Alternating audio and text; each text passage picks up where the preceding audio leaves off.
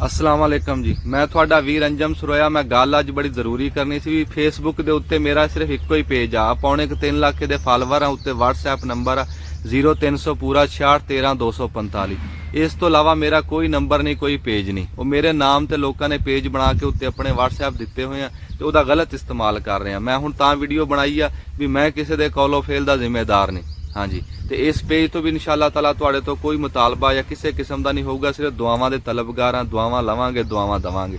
हाँ जी, तो बाकी दोस्तों नूं यह भी इस वीडियो नूं ज़्यादा तो ज़्यादा शेयर करो भी ਜਿਹੜੇ ਉਹ ਝੂਠੇ आ ना, वो फराड आ, वो बेनकाब हो जाए। वो मेरे नाम ते पेज बना के तो ਉਹਦਾ ਉਹ गलत इस्तेमाल कर रहे हैं। हाँ जी, वो जिद्दां कोई ए मेरे पेज नूं फॉलो आ असल पेज आ मेरा अंजम सरोया। अंजम सरोया आ मेरा असल पेज आ, इनू फॉलो करो। सिर्फ फॉलो इंज करो भी जिद्दां कोई नशई सी तो वह जिमीदार को पट्ठे वड़दा ਉਹਦੇ ਕੋਲ ਗਿਆ, ਕਹਿੰਦਾ ਵੀ ਉਹ ਗੋਂਗਲੂ ਪੱਟ ਲਵਾਂ। ਉਹਨੇ ਕਿਹਾ ਪੱਟ ਲਾ, ਤੇ ਉਹ ਜਦੋਂ ਉਹ ਨਸ਼ਈ ਗੋਂਗਲੂ ਪੱਟਣ ਵਾਸਤੇ ਉੜਿਆ ਨਾ ਤੇ ਉੱਥੇ ਉਹਦੀ ਅੱਖ ਲੱਗ ਗਈ। ਉਹ ਜ਼ਿਮੀਦਾਰ ਪੱਠੇ ਲੈ ਕੇ ਘਰ ਚਲਾ ਗਿਆ। ਅਗਲੇ ਦਿਨ ਜ਼ਿਮੀਦਾਰ ਵਾਪਸ ਆਇਆ ਨਾ ਤੇ ਅੱਗੋਂ ਉਹ ਉਦਾਂ ਹੀ ਉੜਿਆ ਖੜਾ ਉਹਦੇ ਤੇ ਗੋਂਗਲੂ ਤੇ। ਉਹ ਜ਼ਿਮੀਦਾਰ ਲੜ ਪਿਆ, ਕਹਿੰਦਾ ਯਾਰ ਤੈਨੂੰ ਕੱਲ ਵੀ ਦੇ ਦਿੱਤਾ ਸੀ, ਤੂੰ ਅੱਜ ਫਿਰ ਗੋਂਗਲੂ ਪੱਟਣ ਆ ਗਿਆ। ਉਹਦੀ ਅੱਖ ਖੁੱਲੀ, ਕਹਿੰਦਾ ਨਹੀਂ ਜੀ ਅਜੇ ਤਾਂ ਮੈਂ ਕੱਲ ਵਾਲਾ ਪੱਟਦਾ ਪਿਆ। ਇਹਨੇ ਕਹਿੰਦੇ ਵੀ ਮਾਂ ਮਰੀ ਤੇ ਧੀ ਜੰਮੀ ਤੇ ਟੱਬਰ ਫਿਰ ਓਡੇ ਦਾ ਓਡਾ। ਵੀ ਬੰਦਾ ਨਾ ਆਪਣੀ ਆਸਾਂ ਮਗਰ ਤੇ ਆਪਣੀ ਤਮਾ ਮਗਰ ਜ਼ਿੰਦਗੀ ਰੋਲ ਦਿੰਦਾ ਵੀ ਇੱਕ ਆਸ ਪੂਰੀ ਕੀਤੀ ਨਹੀਂ ਤੇ ਉਹ ਦੂਜੀ ਤਿਆਰ।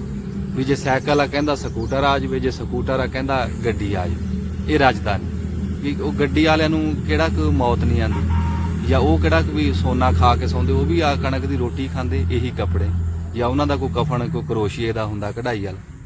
ਬਸ ਇਹ ਮਗਾਲਤਾ। ਫਿਰ ਕਹਿੰਦੇ ਜੀ ਅਸੀਂ ਆਪਣੀ ਔਲਾਦ ਮਗਰ, ਵੀ ਆਪਣੀ ਔਲਾਦ ਮਗਰ ਆਪ ਦੀ ਕਬਰ 'ਚ ਅੱਗ ਕਾਹਨੂੰ ਬਾਲਦਾ ਹੈ? ਤੈਨੂੰ ਪੁੱਛਣ ਵਾਲਾ ਕੋਈ ਨਹੀਂ। ਵੀ ਉਹ ਜੇ ਥੋੜੇ ਪੈਸੇ ਦੇ ਕੇ ਮਰੇਗਾ ਤਾਂ ਵੀ ਕਬਰਸਤਾਨ 'ਚ ਦਫਨਾਣਗੇ, ਜੇ ਬਹੁਤੇ ਦੇ ਕੇ ਮਰੇਗਾ ਤੇ ਫਿਰ ਕਿਹੜਾ ਉਹ ਤੈਨੂੰ ਫ੍ਰਿਜ 'ਚ ਲਾ ਕੇ ਰੱਖ ਲੈਣ, ਫਿਰ ਵੀ ਉਹਨਾਂ ਨੇ ਉੱਥੇ ਦਫਨਾਇਆ ਨਾ ਹੈ। ਗੱਲ ਡੂੰਗੀ ਆ ਸਮਝਣ ਦੀ।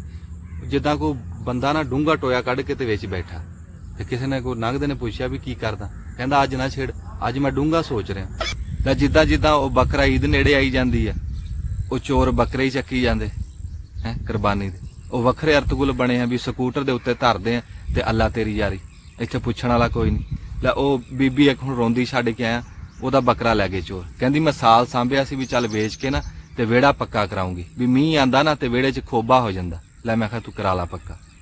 ਉਹ ਰੋਂਦੀ ਸੀ ਵਿਚਾਰੀ।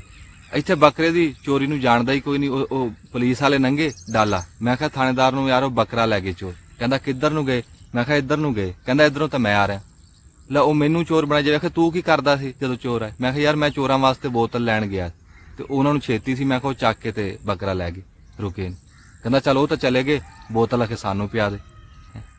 ਵੀ ਆਖੇ ਕਹਿੰਦਾ ਉੱਥੇ ਦਰਖਾਸਤ ਲਿਖ ਕੇ ਥਾਣੇ ਆਓ। ਮੈਂ ਕਿਹਾ ਯਾਰ ਅਸੀਂ ਚੋਰ ਨਾ ਫੜ ਕੇ ਆ ਜਾਈਏ ਥਾਣੇ? ਵੀ ਗਰੀਬ ਬੰਦੇ ਇੱਥੇ ਸਾਲ ਬੱਕਰਾ ਪਾਲਦੇ ਆ ਕੋਈ ਆਸ ਲਾ ਕੇ, ਤੇ ਉਹ ਫੈਟਾ ਨਹੀਂ ਪੈਣ ਦਿੰਦੇ ਚੋਰ, ਸਕੂਟਰ ਤੇ ਧਰ ਕੇ ਹੋ ਜਾਂਦੇ। ਬੱਕਰੇ ਦੀ ਚੋਰੀ ਨੂੰ ਚੋਰੀ ਕੋਈ ਨਹੀਂ ਸਮਝਦਾ। ਉਹ ਜਿੱਦਾਂ ਕੋਈ ਬੰਦਾ ਨਾ ਤੇ ਉਹ ਮੁਰਗਾ ਉਹਨੇ ਸੀਲ ਰੱਖਿਆ, ਉਹਦਾ ਉਹ ਮਰ ਗਿਆ, ਉਹਨੂੰ ਦੱਬ ਕੇ ਨਾ ਤੇ ਉਹ ਕਿਤੇ ਚੱਲਿਆ ਤੇ ਰਾਹ ਦੇ ਵਿੱਚ ਇੱਕ ਜੱਟ ਬੈਠਾ ਰੋਵੇ। ਉਹਨੂੰ ਕਹਿੰਦਾ ਕੀ ਗੱਲ ਹੋਈ?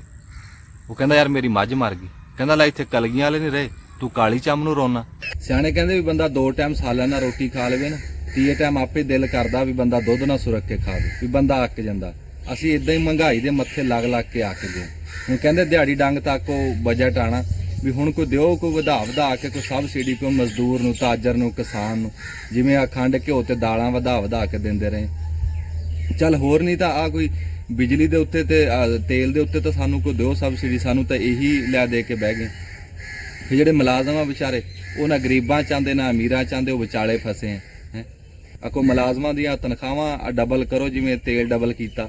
ਵਜ਼ੀਰ ਖਜ਼ਾਨਚੀ ਤੂੰ ਲੈ ਗਿਆ ਡਾਲਰ ਨੂੰ 150 ਤੋਂ 300 ਤੋਂ ਉੱਤੇ, ਤੇਰੀ ਕਾਬਲੀਅਤ ਤੇ ਸਾਨੂੰ ਸ਼ੱਕ ਕੋਈ ਨਹੀਂ, ਤੇ ਹੁਣ ਮੁਲਾਜ਼ਮਾਂ ਦੀ ਤਨਖਾਹਾਂ ਵੀ ਡਬਲ ਕਰ ਦੇ। ਹਰ ਬੰਦਾ ਉਹ ਦੇਖੀ ਜਾਂਦਾ ਹੁਣ ਹਕੂਮਤ ਦੇ ਮੂੰਹ ਵੱਲ ਵੀ ਇਹ ਕੀ ਕਰੂ ਬਜਟ ਦੇ ਵਿੱਚ। ਕੋਈ ਸੋਚੋ ਗਰੀਬਾਂ ਦਾ, ਮਹਿੰਗਾਈ ਨੇ ਮਾਰਤਾ। ਤੁਹਾਡੇ ਵਾਲੀ ਦੇਖ ਰਹੇ ਆਸ ਲਾਈ ਬੈਠੇ।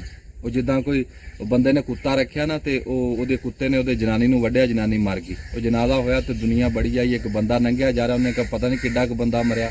ਉਹ ਆ ਕੇ ਜਨਾਜ਼ਾ ਪੜਿਆ ਤੇ ਬਾਅਦ 'ਚ ਪੁੱਛਿਆ ਕੌਣ ਮਰਿਆ? ਉਹ ਕਹਿੰਦੇ ਵੀ ਇਹ ਬੰਦੇ ਦੀ ਜਨਾਨੀ ਮਰੀ ਹੈ, ਇਹਨੂੰ ਕੁੱਤੇ ਨੇ ਵੱਢ ਲਿਆ। ਉਹ ਜਾ ਕੇ ਬੰਦੇ ਨੂੰ ਕਹਿੰਦਾ ਯਾਰ ਉਹ ਕੁੱਤਾ ਮਿਲ ਜੂ ਦਿਹਾੜੀ ਵਾਸਤੇ? ਉਹ ਕਹਿੰਦਾ ਸਾਰੇ ਕੁੱਤਾ ਲੈਣ ਹੀ ਆਏ ਆ, ਕੋਈ ਜਨਾਜ਼ਾ ਪੜਨ ਨਹੀਂ ਆਏ।